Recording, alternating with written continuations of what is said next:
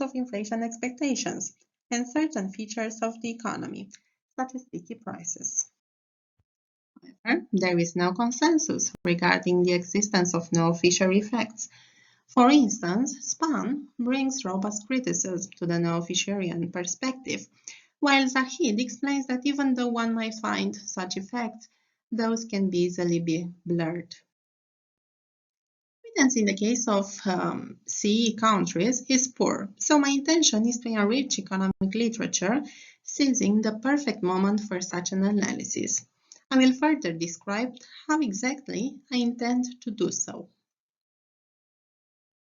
The goal is to investigate the response of certain macroeconomic variables to a monetary policy shock, which, most important, is a permanent one.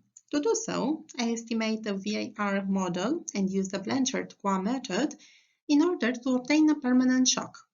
In other words, the innovation related to the nominal interest rate is the only shock that has a non-zero effect in the long term. I use quarterly data for Hungary, Poland, and Romania. Data spans from the first quarter of 2000 to the first quarter of 2022. I study the effects of an increase in the interest rate in the case of the inflation rate, proxied by the harmonized index of consumer prices, on the bilateral exchange rate between euro and the national currency, and the economic activity, proxied by GDP per capita. More information regarding data transformation is available in the table in this slide. Against this background, I will further present the research outcomes. Let's start with some general remarks. I have found no Fisher effects in the case of all selected CE countries. A permanent monetary policy shock leads to a moderate inflationary pressures with no significant output losses. Contrary to what expected, there is an initial easing of the monetary policy, but the interest rate reaches fast its higher level. As regards the exchange rate, there is an overall appreciation of the domestic currency. In the case of Hungary, the inflation rate overreacts in the first period, but it is shortly followed by disinflationary effects. However, after 4 quarters, it starts increasing and stabilizes at a higher level in the medium term. There is no output loss generated by a permanent monetary policy shock, and the exchange rate declines. The neo-Fisher effects are also present in the case of Poland. Still, their magnitude is lower. Even though there are persistent inflationary pressures, economic activity is affected over the medium term.